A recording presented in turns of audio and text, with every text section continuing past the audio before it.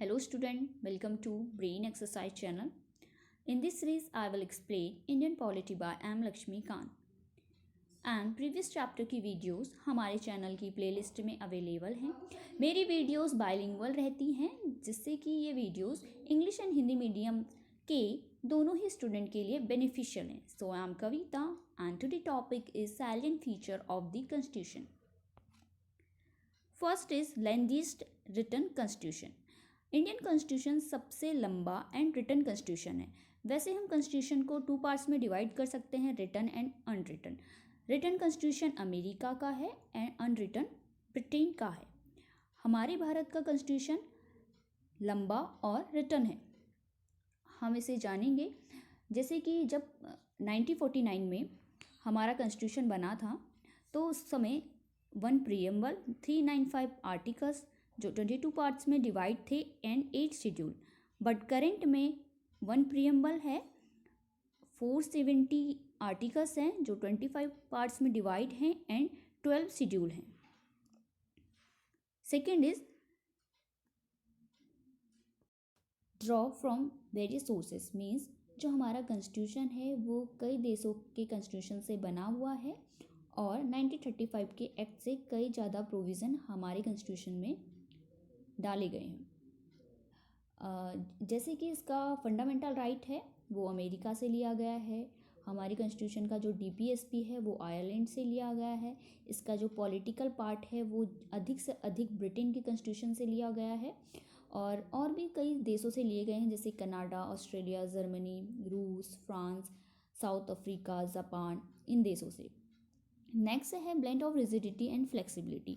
Means जो कठोर और लचीला जो है उन दोनों का कॉम्बिनेशन होता है हमारे संविधान में. ये दोनों ही क्वालिटी हमारे संविधान के फीचर्स में पाई जाती हैं.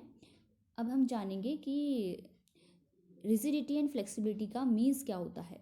रिजिडिटी मीन्स होता है जिसमें अमेंडमेंट करने की प्रोसेस काफ़ी कठोर हो, जैसे कि अमेरिका का संविधान. और फ्लेक्सिबिलिटी उस संविधान को कहेंगे हम. फ्लेक्सिबिलिटी है जिसमें अमेंडमेंट करने की प्रोसेस काफ़ी इजी हो. बट हमारा संविधान ना तो रिजिडिटी में आता है ना ही फ्लेक्सिबिलिटी में आता है, बल्कि ये दोनों का मिला जुला रूप है. आर्टिकल 368 में 2 तरह के कॉन्स्टिट्यूशन के प्रोविज़न दिए हैं इसमें अमेंडमेंट करने के. पहला है कुछ ऐसे प्रोविज़न हैं जो पार्लियामेंट को जो स्पेशल मेजॉरिटी है उससे अमेंडमेंट करना पड़ता है. और कई प्रोविज़न ऐसे हैं कि जिसमें स्पेशल मेजॉरिटी के साथ साथ आधे से अधिक राज्यों का भी उसमें अनुमोदन से ही वो अमेंडमेंट किया जा सकता है. बट इसके अलावा एक और है जिसमें सिर्फ सिंपल मेजॉरिटी से पास होता है और वो अमेंडमेंट हो जाता है. बट ये जो होता है सिंपल मेजॉरिटी वाला वो आर्टिकल्स 368 के अंतर्गत नहीं आता है. नेक्स्ट है federal system with unitary bias. Means हमारे कॉन्स्टिट्यूशन में फेडरल सिस्टम के साथ साथ इसमें एकात्मकता के गुण भी पाए जाते हैं.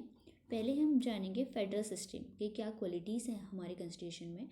पहला है इसमें 2 सरकार हैं और पावर्स का डिवीज़न है, रिटन कॉन्स्टिट्यूशन है, कॉन्स्टिट्यूशन की सुप्रीमेसी है, कॉन्स्टिट्यूशन रिजिडिटी वाला है और स्वतंत्र न्यायपालिका है. इसके साथ साथ द्विसदनीयता भी पाई जाती है. अब देखेंगे कि इसमें फेडरल सिस्टम की क्वालिटी तो है, साथ में एकात्मकता के गुण भी पाए जाते हैं हमारे कॉन्स्टिट्यूशन में.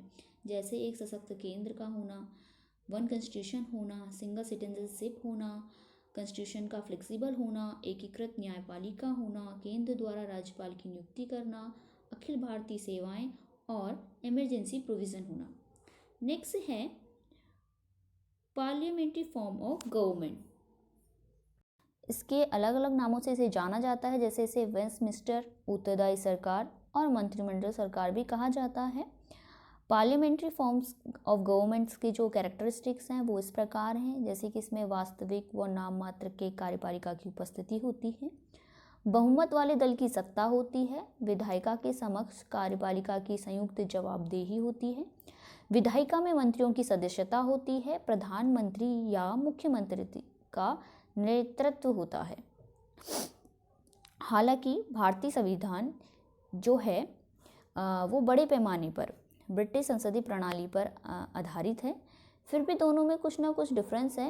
एग्जाम्पल फॉर, ब्रिटिश संसद की तरह भारतीय संसद संप्रभु नहीं है। ब्रिटिश में जो है उस संसद वहाँ की संप्रभु है, बट इंडिया की नहीं है। इसके अलावा जो भारत का प्रधान है वो निर्वाचित व्यक्ति होता है, जबकि ब्रिटेन में क्या होता है, उत्तराधिकारी व्यवस्था है। नेक्स्ट है synthesis of parliamentary sovereignty and judicial supremacy, means संसदीय संप्रभुता एवं न्यायिक सर्वोच्चता में समन्वय है। संसद की संप्रभुता का नियम जो है वो ब्रिटिश कॉन्स्टिट्यूशन से जुड़ा हुआ है, जबकि न्यायपालिका की सर्वोच्चता का जो प्रिंसिपल है वो अमेरिका के कॉन्स्टिट्यूशन से जुड़ा हुआ है। हमारी कॉन्स्टिट्यूशन में इन दोनों का ही मिला जुला रूप है। जैसे कि हम इसको एक एग्जाम्पल के तौर पे जान सकते हैं। एक और जहाँ हमारा जो सर्वोच्च न्यायालय है वो अपनी जुडिशियल रिव्यू की पावर से क्या कर सकता है, संसदीय कानूनों को असंवैधानिक घोषित कर सकता है। वहीं दूसरी ओर जो पार्लियामेंट है अपनी संवैधानिक शक्तियों के बल पर संविधान के एक बड़े भाग को अमेंडमेंट कर सकती है। इसलिए इसे कहा जाता है synthesis of parliamentary sovereignty and judicial supremacy. Next है integrated and independent judiciary, means एकीकृत व स्वतंत्र न्यायपालिका। भारतीय संविधान एक ऐसी न्यायपालिका की स्थापना करता है जो अपने आप में एकीकृत होने के साथ साथ स्वतंत्र भी है। भारत की न्याय व्यवस्था में सुप्रीम कोर्ट सबसे शीर्ष पर है, उसके नीचे स्टेट वाइज हाई कोर्ट होते हैं और हाई कोर्ट्स के अंदर सबऑर्डिनेटेड कोर्ट होते हैं, जैसे जिला अदालत व अन्य निचली अदालतें। न्यायालयों का एकल तंत्र केंद्रीय कानून के साथ साथ राज्य कानूनों को लागू करता है। हालांकि अमेरिका में क्या होता है, संघीय कानूनों को संघीय न्यायपालिका और राज्य कानूनों को राज्य न्यायपालिका लागू करती है, बट हमारे कॉन्स्टिट्यूशन में ऐसा नहीं है। हमारे वहाँ सुप्रीम कोर्ट जो है वो संघीय अदालत है, यह शीर्ष न्यायालय होता है जो नागरिकों के फंडामेंटल राइट्स की रक्षा की गारंटी देता है और संविधान का एक संरक्षक की तरह कार्य करता है। इसलिए संविधान में इसकी स्वतंत्रता के लिए कई प्रोविज़न किए गए हैं, जैसे न्यायाधीशों के टेन्योर, उनकी सुरक्षा और उनकी निर्धारित जो सेवा शर्तें हैं, और उनको भारत की संचयी निधि से सर्वोच्च न्यायालय के लिए सभी खर्चों का वहन होता है। विधायिका में न्यायाधीशों के कामकाज पर रोक है। सेवानिवृत्ति के बाद अदालत में कामकाज पर रोक लगाई गई है। अगर अवमानना के लिए दंड देने की शक्ति भी है उसके पास, और कार्यपालिका से जो है न्यायपालिका को अलग रखना इत्यादि, ये सब इसकी क्वालिटीज़ के अंदर आते हैं, जिससे हम कह सकते हैं कि हमारे कॉन्स्टिट्यूशन में इंटीग्रेटेड एंड इंडिपेंडेंट जुडिशरी है। नेक्स्ट है फंडामेंटल राइट्स। हमारे कॉन्स्टिट्यूशन में फंडामेंटल राइट्स हैं जो 6 हैं और ये पार्ट 3 में है। फर्स्ट है राइट टू इक्वलिटी जो आर्टिकल्स 14 to 18 है। सेकेंड है राइट टू फ्रीडम जहाँ आर्टिकल 19 to 22 में इसका वर्णन किया गया है। थर्ड है राइट अगेंस्ट एक्सप्लॉयटेशन, ये कवर करता है आर्टिकल 23 to 24। फोर्थ है right to freedom of religion, ये कवर करता है आर्टिकल 25 to 28। फिफ्थ है कल्चरल एंड एजुकेशनल राइट, ये कवर करता है आर्टिकल 29 to 30। एंड सिक्स्थ है राइट टू कॉन्स्टिट्यूशन रेमेडीज, ये आर्टिकल कवर करता है 32। फंडामेंटल राइट्स का जो ऑब्जेक्टिव है वो है कि हमारे देश में राजनीतिक लोकतंत्र की भावनाओं को क्या मिले, प्रोत्साहन मिले। यह कार्यपालिका और विधायिका के मनमाने कानूनों पर निरोधक की तरह काम करते हैं और इनका अगर उल्लंघन होता है तो डायरेक्ट हम सुप्रीम कोर्ट में जा सकते हैं।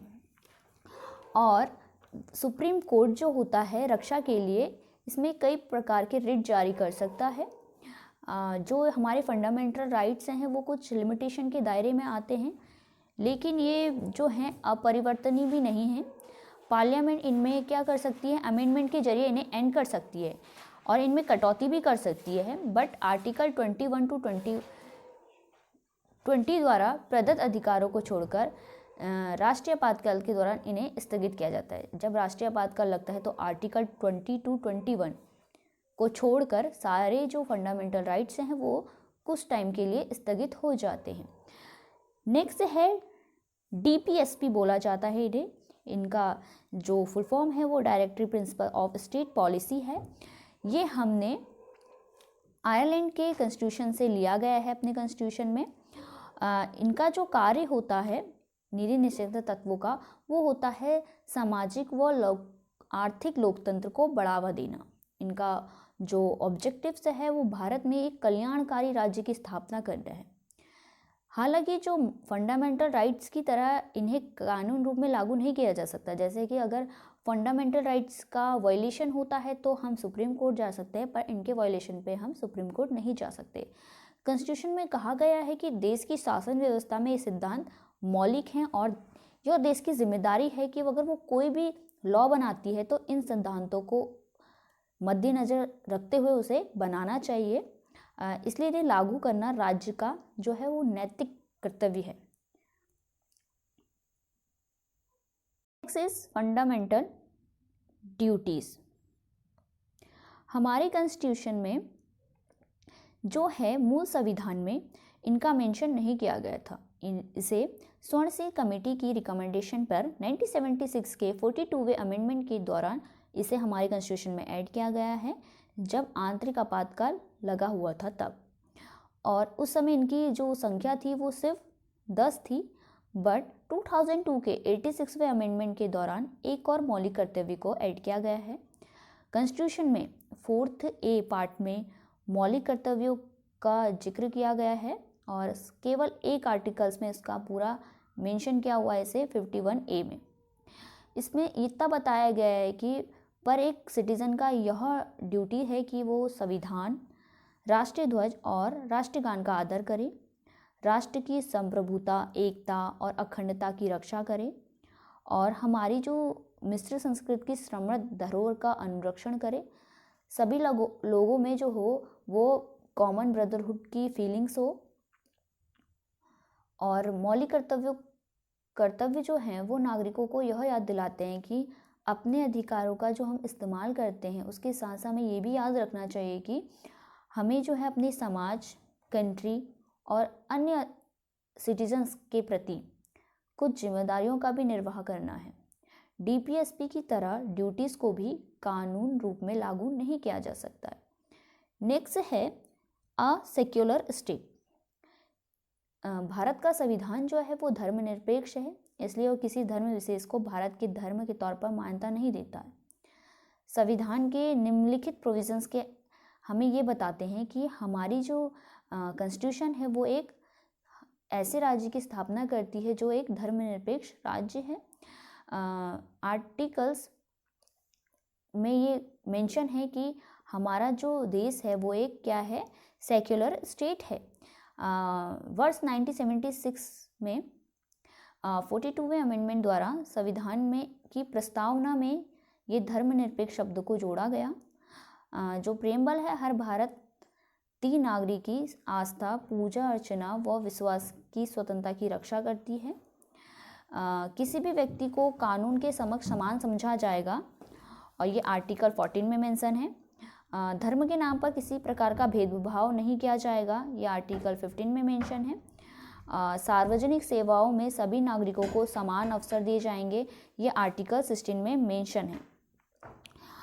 हर व्यक्ति को किसी भी धर्म को अपनाने के अनुसार उसी के अनुसार पूजा अर्चना करने का समान अधिकार है, यह आर्टिकल 25 में कहा गया है। और हर धार्मिक समूह अथवा इसके किसी हिस्से को अपने धार्मिक मामलों के प्रबंधन का अधिकार जो है वो आर्टिकल 26 में मेंशन है। किसी भी व्यक्ति को किसी भी धर्म विशेष के प्रचार के लिए किसी प्रकार का टैक्स देने के लिए बाध्य नहीं किया जाएगा, ये आर्टिकल 27 में मेंशन किया गया है। किसी भी सरकारी शैक्षिक संस्थान में किसी प्रकार के धार्मिक निर्देश नहीं दिए जाएंगे, ये आर्टिकल 28 में मेंशन किया गया है।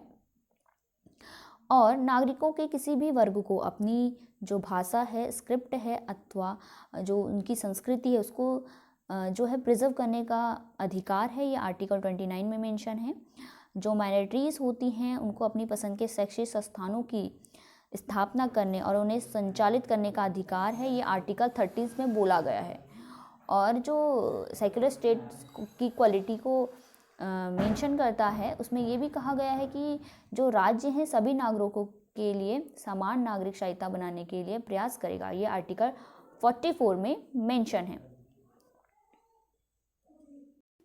नेक्स्ट है यूनिवर्सल एडल्ट फ्रेंचाइज, मीन्स हर वो व्यक्ति जिसकी उम्र कम से कम 18 वर्ष है उसे धर्म, जाति, लिंग के आधार पर कोई भेदभाव किए बिना वोट करने का अधिकार होता है। पहले ये एज जो थी वो 21 ईयर थी, बट 1989 में 61वें कॉन्स्टिट्यूशन अमेंडमेंट के थ्रू इसे 18 वर्ष कर दिया गया है।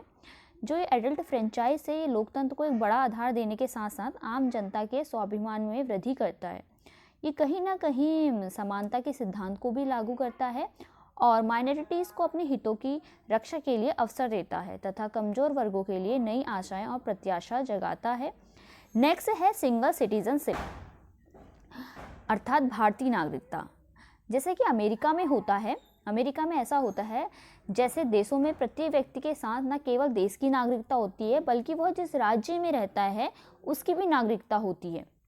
भारत में सभी नागरिकों को, चाहे वो किसी भी राज्य में पैदा हुआ हो या रहता हो, संपूर्ण देश में नागरिकता के समान राजनीतिक और नागरिक अधिकार प्राप्त होते हैं और उनमें कोई भेदभाव नहीं किया जाता है। नेक्स्ट है इंडिपेंडेंट बॉडी। नेक्स्ट है इंडिपेंडेंट बॉडीज। इसमें क्या होता है, संविधान जो है कुछ जो होता है ऑटोनमस बॉडीज़ की स्थापना भी करता है। इन्हीं संविधान ने भारत सरकार के जो है लोकतांत्रिक तंत्र के महत्वपूर्ण स्तंभों के रूप में परिकल्पित किया है। इसमें सबसे पहले जो आता है वो इलेक्शन कमीशन है। इसका कार्य होता है संसद, राज्य विधानसभाओं, भारत के राष्ट्रपति और भारत के उपराष्ट्रपति के लिए स्वतंत्र और निष्पक्ष चुनाव को कराना। दूसरा है कैग। कैग का कार्य होता है यह सरकार द्वारा किए गए खर्चों की वैधानिकता और उनके उचित होने पर टिप्पणी करते हैं और ये जनता के पैसे के संरक्षक होते हैं और ये सरकार के खातों के अंकेक्षण के लिए भी कार्य करता है। अगला है यूनियन पब्लिक सर्विस कमीशन। ये अखिल भारतीय सेवाओं व उच्च स्तरीय केंद्रीय सेवाओं के लिए भर्ती हेतु परीक्षाओं का आयोजन करता है तथा अनुशासनात्मक मामलों पर राष्ट्रपति को सलाह देता है। और लास्ट है स्टेट पब्लिक सर्विस कमीशन। ये क्या करता है, हर राज्य में राज्य सेवाओं के लिए भर्ती हेतु परीक्षाओं का आयोजन करना और अनुशासनात्मक मामलों पर राज्यपाल को सलाह देने का कार्य करता है। नेक्स्ट है इमरजेंसी प्रोविज़न। ये 3 प्रकार के होते हैं, राष्ट्रीय आपातकाल, राज्य में आपातकाल जिसे राष्ट्रपति शासन भी कहा जाता है और तीसरा है वित्तीय आपातकाल। राष्ट्रीय आपातकाल आर्टिकल 352 को कवर करता है। इसमें क्या होता है, जब युद्ध, आक्रमण तथा सशस्त्र विद्रोह और पैदा हुई राष्ट्रीय अशांति की अवस्था हो तब देश में राष्ट्रीय आपातकाल लगाया जाता है अंडर द आर्टिकल 352। दूसरा है राज्य में आपातकाल मीन्स राष्ट्रपति शासन। ये क्या होता है, जब राज्यों में संवैधानिक तंत्र की असफलता होती है तो अंडर आर्टिकल 356 के अकॉर्डिंग राष्ट्रपति शासन लगाया जाता है। और जब केंद्रों के निर्देशों का अनुपालन करने पे राज्य क्या होती है, असफल होती है, तो अंडर द आर्टिकल 365 के अकॉर्डिंग राष्ट्रपति शासन लगाया जाता है। और तीसरा है वित्तीय आपातकाल। ये अंडर द आर्टिकल 360 के अंदर लगाया जाता है। जब क्या होता है, भारत की वित्तीय स्थिरता या प्रत्यय संकट में हो तो तब वित्तीय आपातकाल लगाया जाता है। आपातकाल के दौरान क्या होता है, देश की पूरी जो सत्ता होती है वो सेंट्रल गवर्नमेंट के हाथों में आ जाती है और जो स्टेट होते हैं वो केंद्र के नियंत्रण में चले जाते हैं। इससे क्या होता है, संविधान में संशोधन किए बगैर देश का जो ढांचा होता है वो संघीय से एकात्मक हो जाता है और राजनीतिक तंत्र का संघीय से एकात्मक में परिवर्तित होना भारतीय संविधान की एक अद्वितीय विशेषता है। नेक्स्ट है 3 टायर गवर्नमेंट। मूल रूप से अन्य संघीय संविधानों की तरह भारतीय संविधान में क्या थी, 2 स्तरीय राज्य व्यवस्था थी। केंद्र और राज्य को शक्तियां बांटी गई थी और संगठन के संबंध में प्रावधान था, केंद्र एवं राज्यों की शक्तियां जो हैं वो अंतर्विष्ट हैं। बट 1992 में 73वें और 74 कॉन्स्टिट्यूशन अमेंडमेंट ने क्या करा, 3 टायर गवर्नमेंट का प्रोविज़न किया, जो विश्व के किसी भी संविधान में नहीं है। संविधान में एक नया भाग 9th और एक नई अनुसूची 11वीं अनुसूची जोड़ी गई। वर्ष 1992 के 73वें अमेंडमेंट के माध्यम से पंचायतों को संवैधानिक मान्यता प्रदान की गई। इसमें एक नया भाग 9 जोड़ा गया। इसी प्रकार से 74 कॉन्स्टिट्यूशन अमेंडमेंट के जरिए क्या करा गया, एक नया भाग 9th ए जोड़ा गया और नई अनुसूची 12वीं अनुसूची जोड़कर नगर पालिकाओं मतलब शहरी स्थानीय सरकार को संवैधानिक मान्यता दी। अगला है कोऑपरेटिव सोसाइटीज, जिसे हिंदी में सहकारी समितियां कहते हैं। 97 कॉन्स्टिट्यूशन अमेंडमेंट एक्ट 2011 ने कोऑपरेटिव सोसाइटी को संवैधानिक दर्जा और संरक्षण दिया है। इसने क्या किया, हमारे कॉन्स्टिट्यूशन में 3 चेंजेस किए हैं, जिसमें पहला है इसने जो है सरकारी समिति गठित करने के अधिकार को फंडामेंटल राइट बना दिया है आर्टिकल 19 के अंदर। दूसरा चेंजेस इसमें ये किया गया है कि इसने एक नया राज्य का नीति निर्देशक तत्व जोड़ा गया है सहकारी समिति को प्रोत्साहन देने के लिए, ये अंडर द आर्टिकल 43B। और अगला चेंजेस है इसने कॉन्स्टिट्यूशन में एक नया पार्ट 9th B ऐड किया है सहकारी समिति के नाम से, और जिसमें आर्टिकल्स 243ZH से लेकर 243ZT तक है। नया भाग 9th B के अंतर्गत अनेक ऐसे प्रोविज़न के द्वारा सुनिश्चित किया गया है कि देश भर में सहकारी समितियां जो हैं वो लोकतांत्रिक, व्यावसायिक, स्वायत्त ढंग से तथा आर्थिक मजबूती के साथ कार्य करे, और यह पार्लियामेंट को अंतर्राज्य सहकारी समितियों तथा राज्य विधायिकाओं को अन्य सहकारी समितियों के लिए उपयुक्त कानून बनाने की शक्ति प्रदान करता है। नेक्स्ट है क्रिटिसिज्म। कॉन्स्टिट्यूशन के हमने फीचर पढ़े, पर कई लोगों ने इसका क्रिटिसाइज भी किया है। जैसे पहला है आप बोरोड कॉन्स्टिट्यूशन। हमारा कॉन्स्टिट्यूशन जो है संविधान निर्माताओं ने बनाया है, और उन्होंने जब संविधान बना रहे थे तो कई देशों के कॉन्स्टिट्यूशन को पढ़ा और उसमें से जो जो इन्हें इम्पॉर्टेंट और अच्छा लगा वो हमारे संविधान में डाल दिया। इसलिए कि हमारे संविधान को हौच पौच कॉन्स्टिट्यूशन कहा जाता है, मीन्स उधार का संविधान कहा जाता है। नेक्स्ट है कार्बन कॉपी ऑफ 1935 एक्ट। आलोचकों ने ये भी कहा है कि जो संविधान निर्माता हैं उन्होंने बड़ी संख्या में क्या करा है, 1935 एक्ट के प्रोविज़नों को भारत के संविधान में डाल दिया है। इससे जो हमारा कॉन्स्टिट्यूशन है वो क्या है, 1935 के एक्ट की कार्बन कॉपी बनकर रह गया है। नेक्स्ट है एंटी इंडियन। आलोचकों के अनुसार जो भारत का संविधान है वो एंटी इंडियन है, क्योंकि क्या है, यह भारत की राजनीतिक परंपराओं अथवा भावनाओं का प्रतिनिधित्व नहीं करता है। उनका कहना है जो संविधान की प्रकृति है पूरी की पूरी विदेशी है, जिससे यह भारतीय परिस्थितियों के लिए क्या है, अनुपयुक्त है। इस संदर्भ में के हनुमैथैया संविधान सभा सदस्य ने टिप्पणी की कि हम जो है वीणा या सितार का संगीत चाहते थे, लेकिन यहाँ हम एक इंग्लिश बैंड का संगीत सुन रहे हैं। ऐसा इसलिए कि हमारे संविधान निर्माता उसी प्रकार से शिक्षित हुए हैं। नेक्स्ट है गांधीवाद से दूर संविधान, मीन्स अनगांधियन। आलोचकों के अनुसार जो भारत का संविधान है वो गांधीवादी दर्शन और मूल्यों का प्रतिबिंबित नहीं करता है, उनके मूल्यों को। जबकि जो गांधी जी हमारे क्या हैं, राष्ट्रपिता हैं, उनका कहना था कि कॉन्स्टिट्यूशन ग्राम पंचायत तथा जिला पंचायत के आधार पर बनना चाहिए। इस संदर्भ में हनुमैथैया ने कहा यह वही संविधान है जिसे महात्मा गांधी कभी नहीं चाहते थे, ना ही संविधान को उन्होंने विचार किया होगा ऐसे संविधान का। टी प्रकाशम संविधान सभा के एक और सदस्य इस कमी का कारण गांधी जी के आंदोलन में अंबेडकर की सहभागिता नहीं होना, साथ ही गांधीवाद विचारों के प्रति उनका तीव्र विरोध को बताते हैं। नेक्स्ट इज एलिफेंटाइन साइज, मीन्स इसे एलिफेंट साइज का बोला गया है हमारे कॉन्स्टिट्यूशन को। जैसा कि हम जानते हैं कि हमारे कॉन्स्टिट्यूशन में 470 आर्टिकल्स हैं, 25 पार्ट्स हैं, 12 शेड्यूल हैं। इस बेसिस पे इसे क्या बोला जाता है, पूरे विश्व का सबसे लंबा संविधान और भीमकाय संविधान बोला जाता है, जिसका साइज क्या है, पूरे एक एलिफेंट के साइज के जितना है। और ये भी बोला गया है कि इसमें कई ज़्यादा अनावश्यक तत्व भी शामिल किए गए हैं हमारे कॉन्स्टिट्यूशन में। इसी संदर्भ में HV कॉमन संविधान सभा के सदस्य ने टिप्पणी की थी कि प्रस्तावना जिस करीट का हमने अपनी सभा के लिए चयन किया है वो एक हाथी है। यह शायद इस तथ्य के अनुरूप ही है कि हमारा संविधान जो है दुनिया में बने तमाम संविधानों में सबसे ज़्यादा भीमकाय है। उन्होंने यह भी कहा है, मुझे विश्वास है सदन इस पर सहमत नहीं होगा कि हमने एक हाथी नुमा संविधान बनाया है। नेक्स्ट है पैराडाइज ऑफ लॉयर्स, मीन्स वकीलों का स्वर्ग। आलोचकों के अकॉर्डिंग जो भारत का कॉन्स्टिट्यूशन है वो काफ़ी जटिल है। उनके विचार से इसमें जिस कानूनी भाषा और मुहावरों को शामिल किया गया है, इसके चलते क्या हो गया है, हमारा कॉन्स्टिट्यूशन एक जटिल दस्तावेज बन गया है। वही सर आइवर जेनिक्स इसे क्या कहते हैं, पैराडाइज ऑफ लॉयर्स। मीन्स हम कहें तो जो हमारा कॉन्स्टिट्यूशन है उसकी जो लैंग्वेज है वो काफ़ी जटिल है, जो आम लोगों की समझ से बाहर है।